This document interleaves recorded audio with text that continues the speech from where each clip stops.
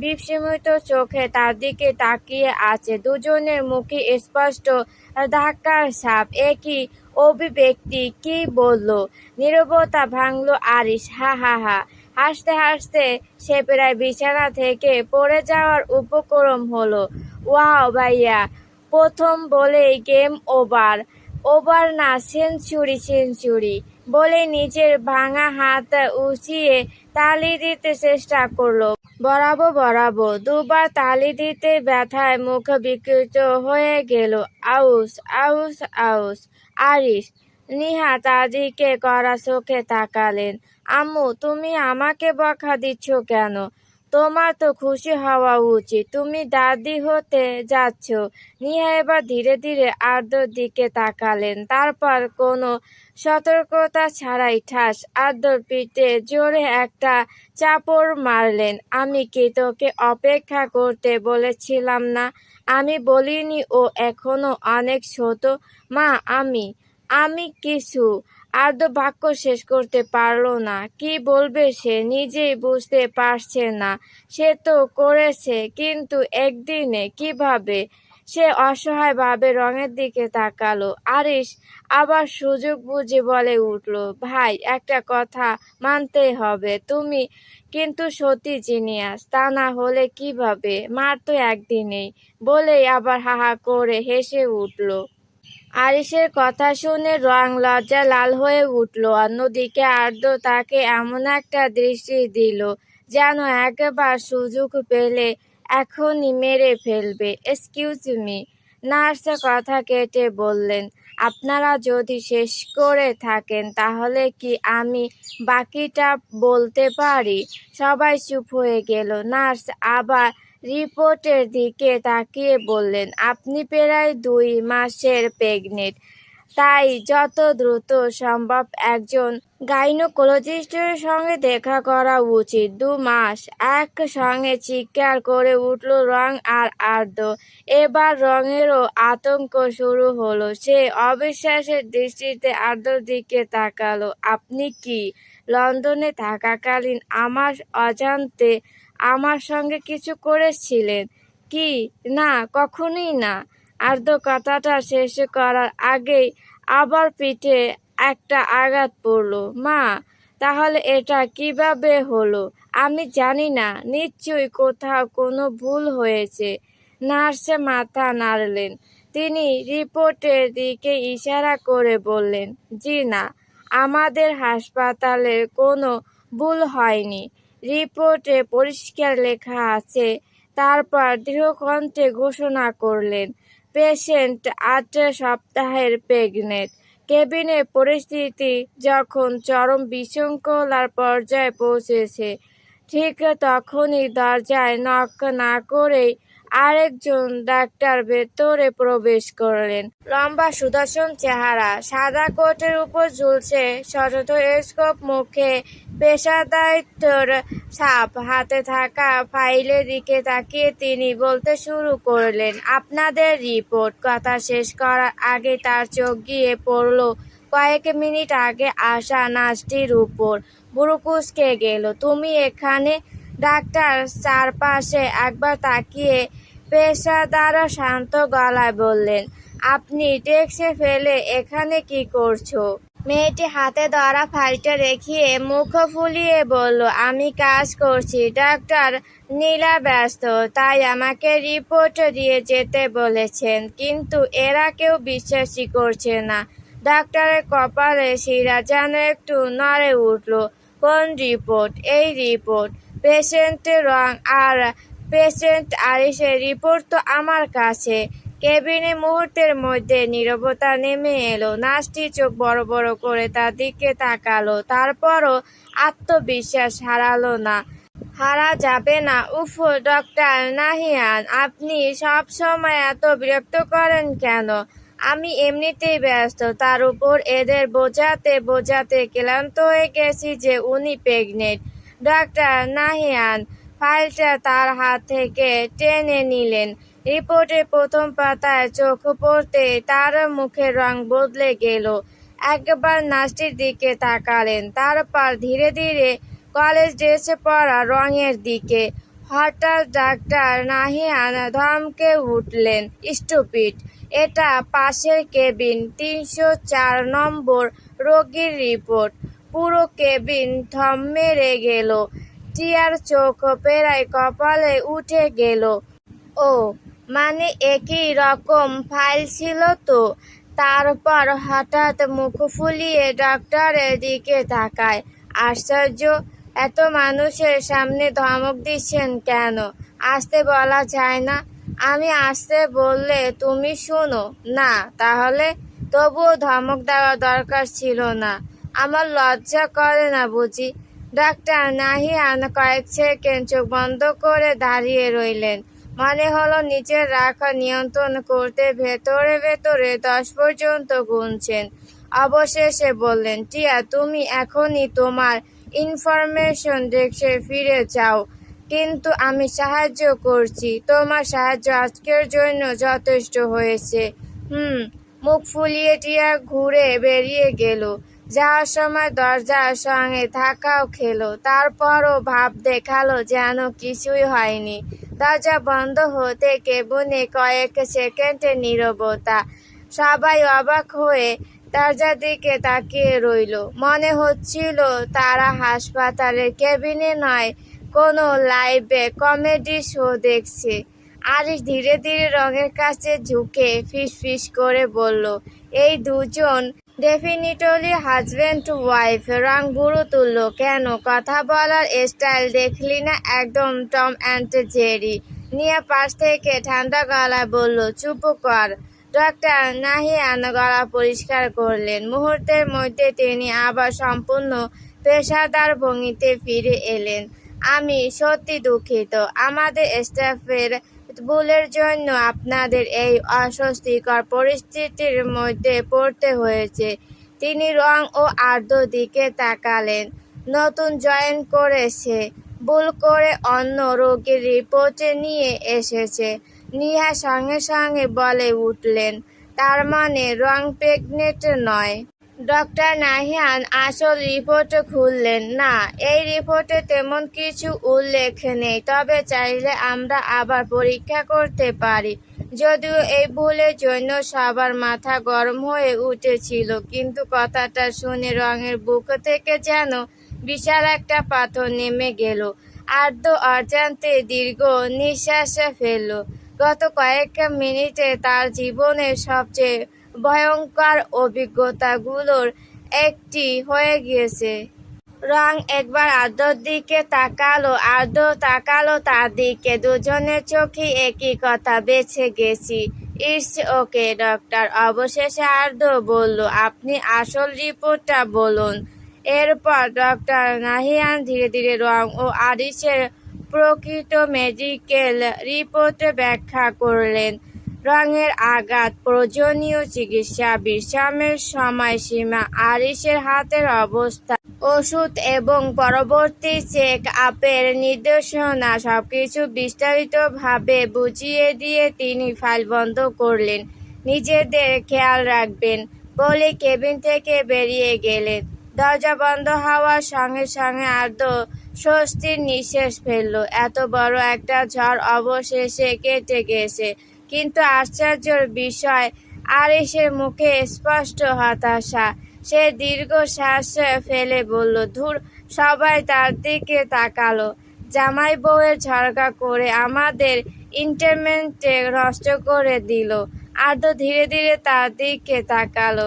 সেই দৃষ্টিতে স্পষ্ট লেখা ছিল, চুপ কর, না হলে দ্বিতীয় হাত আমি ভাঙবো। আরিশ সঙ্গে সঙ্গে মুখ বন্ধ করে ফেলল। হাসপাতালের সব ফর্মালিটিস শেষ হতে হতে বিকেল গড়িয়ে গেল। ডাক্তারদের অনুমতি পাওয়ার পর অবশেষে রং আর আরিশকে ডিসচার্জ করা হলো। বাম পায়ের চোটের কারণে হাসপাতাল থেকে গাড়ি পর্যন্ত রংকে হুইল চেয়ারে করে নিয়ে আসা হয়। পুরো পথ জুড়ে রং অস্বস্তিতে কুঁকড়ে ছিল। হাসপাতালে সেই ভুল রিপোর্টের ঘটনার পর এখনো সে ঠিক স্বাভাবিক হতে পারেনি। বাড়িতে পৌঁছানোর পর গাড়ি থামতে আর্দ্র দরজা খুলে তার দিকে এগিয়ে এলো।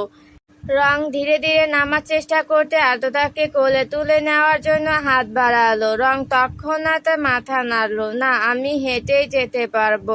তার কণ্ঠে স্পষ্ট আপত্তি। হাসপাতালে সেই বিব্রতকর পরিস্থিতির পর নিহা আন্টির সামনে এমনিতেই লজ্জায় তার অবস্থা খারাপ। এখন যদি আর্দ্র তাকে কোলে করে ভেতরে নিয়ে যায় তাহলে সে সত্যি মাটির সঙ্গে মিশে যাবে। কিন্তু আর্দ্র যেন তার কথা শুনতে পেল না। এক মুহূর্ত দেরি না করে সে রংকে কোলে তুলে নিল। রং বিষমে তার দিকে তাকিয়ে রইল। শান্ত অথচ দীর্ঘ গলায় বলল, আর্দ্র, ডাক্তার কি বলেছে শোনোনি? পায়ের ওপর কোনো চাপ দেওয়া যাবে না। কিন্তু? কোনো কিন্তু নয়। রং অসহায় মুখে চারপাশে তাকালো। তারপর একটু ঝুঁকে আর্দ্রর কানের কাছে ফিসে ফিসে করে বলল, আম্মু দেখছে। আর্দ্র ভুরু তুলে পিছনে তাকালো। নিহা আর আরিশ ধীরে ধীরে তাদের পেছনেই আসছিল। আর্দ্রকে মাঝপথে থেমে যেতে দেখে নিহা উদ্বিগ্ন হয়ে বললেন, কি হলো, দাঁড়িয়ে আছো কেন? আর্দ্র আবার রঙের দিকে তাকালো। তার চোখের ভাষা যেন বলছে, দেখলে, শুধু তুমি ভাবছো। রং সঙ্গে সঙ্গে মুখ ফিরিয়ে নিল। লজ্জায় তার কান পর্যন্ত লাল হয়ে গেছে। আর্দ্র ঠোঁটের কোণে চাপা হাসি লুকিয়ে বাড়ির ভেতরে ঢুকে পড়ল। সোজা নিজের ঘরে গিয়ে খুব সাবধানে রংকে বিছানায় বসিয়ে দিল। তারপর পিছনে দুটো বালিশ গুজে দিল যাতে সে আরাম করে বসতে পারে। সবকিছু ঠিকঠাক করে দেওয়ার পর আর্দ্র তার সামনে দাঁড়ালো। মুখে কোনো হাসি নেই, বরং অস্বাভাবিক রকমের গম্ভীর। রং বুঝতে পারলো এবার বকা খাওয়ার পালা। আর্দ্র হাত গুটিয়ে বলল, আজ থেকে তোমার আরিশের বাইকে ওঠা সম্পূর্ণ নিষিদ্ধ। রং চুপ। শুধু তোমার না, আরিশেরও বাইকে চালানো বন্ধ। যদি আরিশ সামনে থাকতো তাহলে সঙ্গে সঙ্গে প্রতিবাদ শোনা যেত। এই বাড়িতে আর কোনো বাইক ঢুকবে না। তারপর কিছুক্ষণ থেমে রঙের দিকে তাকালো। মনে থাকবে? রং ধীরে ধীরে মাথা নাড়ল। একটা ছোট স্কুল ছাত্রীর মতো তার সেই বাধ্য চেহারা দেখে আর্দ্র দীর্ঘশ্বাস ফেলল। মুহূর্তে তার গলার কঠোরতা অনেকটা নরম হয়ে গেল। সে এসে রঙের পাশে বসে পড়ল। রঙের কপালের সামনে এলোমেলো হয়ে থাকা ছোট ছোট চুলগুলো আলতো করে কানের পেছনে সরিয়ে দিল। তারপর শান্ত স্বরে বলল, আমি তোমার উপর রাগ করিনি, বকাও দিচ্ছি না। রং চোখ তুলে তাকালো। আর্দ্র কয়েক সেকেন্ড চুপ রইল। তারপর ধীরে ধীরে বলল, কিন্তু তোমাকে কষ্ট পেতে দেখার মতো শক্তি আমার নেই। রঙের বুকের ভেতরটা কেমন যেন নরম হয়ে গেল। আর্দ্র তার হাতটা নিজের হাতে নিয়ে বলল, তাই আজ থেকে নো বাইক রাইড, ঠিক আছে? রঙও মৃদু হেসে ফেলল। ঠিক আছে। সন্তুষ্ট হয়ে আর্দ্র মাথা নাড়ল। গুড। তারপর ঝুঁকে এসে খুব আলতো করে রঙের কপালে একটা চুমু এঁকে দিল। That's my chocolate. রং কিছু বলল না। শুধু অজান্তেই তার ঠোঁটের কোণে ছোট একটা হাসি ফুটে উঠল। আর্দ্র আর রং নিচু স্বরে কথা বলছিল। ঠিক তখনই দরজায় টোকা দিয়ে নিহা ভেতরে প্রবেশ করলেন। রং রং মুখ তুলে তাকালো। আর্দ্র সঙ্গে সঙ্গে উঠে দাঁড়ালো। নিহা এগিয়ে এসে বিছানার পাশে বসলেন। রং তখনও তার কলেজ ড্রেস পরা দেখে তিনি মমতা ভরা কণ্ঠে বললেন, আসো আম্মু, তোমার ড্রেসটা চেঞ্জ করে দেই। রং অপ্রস্তুত হয়ে বলল, না না আম্মু, আমি পারবো না। পারবে না? নিহার গলায় ছিল দৃঢ়তা, কিন্তু তার চেয়েও বেশি ছিল স্নেহ। ডাক্তার কি বলেছে ভুলে গেছো? পায়ের ওপর চাপ দেওয়া যাবে না। এখন জোর করতে গিয়ে আবার ব্যথা বাড়বে। এরপর তিনি আর্দ্রর দিকে তাকালেন। দাঁড়িয়ে আছিস কেন? বাইরে যা। আর্দ্র প্রতিবাদ করল না, শুধু একবার রঙের দিকে তাকিয়ে রুম থেকে বেরিয়ে নিজের ঘরে চলে গেল। নিহা তখন ধীরে ধীরে রঙের চুলে হাত বুলিয়ে দিলেন। এক কাজ করি, তোমাকে গোসল করিয়ে দেই। এতক্ষণ হাসপাতাল থেকে এসেছো, শরীরটাও ফ্রেশ লাগবে। রং কিছু বলল না। কিছুক্ষণ পর নিহা খুব যত্ন করে রংকে গোসল করিয়ে দিলেন, ঠিক যেমন ছোটকালে করিয়ে দিত। পায়ে যেন বাড়তি চাপ না পড়ে সেদিকে বারবার খেয়াল রাখলেন। কাপড় বদলে দিয়ে চুল মুছে দিলেন। ওষুধ খাইয়ে বিছানায় আরাম করে শুয়ে দেওয়ার পরই তিনি রুম থেকে বের হলেন সোজা আর্দ্রর ঘরের দিকে। আর্দ্র তখন জানলার পাশে দাঁড়িয়েছিল। মাকে দেখে সোজা হয়ে দাঁড়ালো। জি মা। নিহা দরজা বন্ধ করে ভেতরে এলেন। কিছুক্ষণ চুপচাপ ছেলের দিকে তাকিয়ে রইলেন, তারপর বললেন, আমি তোমাকে আগেই বলেছিলাম রঙের বয়স কম। আর্দ্র বুঝে গেল কথাটা কোথায় গড়াচ্ছে। সে দীর্ঘশ্বাস ফেলল। আম্মু, তুমি তো শুনেছ, ওই রিপোর্ট ভুল ছিল। আমার আর রঙের মধ্যে এখনো কিছু হয়নি। একটা চড় খাবি? নিহা কটমট করে তাকালেন। আমাকে কি তোর এতটাই বোকা মনে হয়? আমি কিছু বুঝি না।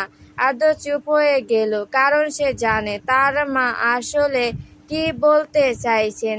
লন্ডনে যাওয়ার আগেই নিহা তাকে সতর্ক করেছিলেন, রং এখনো অনেক ছোট।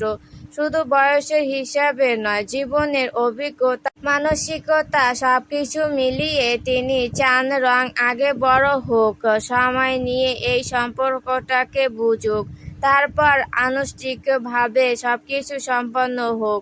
তিনি ধীরে ধীরে বললেন, তোমাদের সম্পর্ক গভীর হয়েছে, এতে আমি খুশি। আমি তোমাদের সম্পর্কে কোনো বিরোধিতা করছি না, কিন্তু তার মানে এই না যে সবকিছু তাড়াহুড়ো করে করতে হবে। নিয়া কিছুক্ষণ থামলেন, তার কণ্ঠ এবার আরো নরম হয়ে এলো।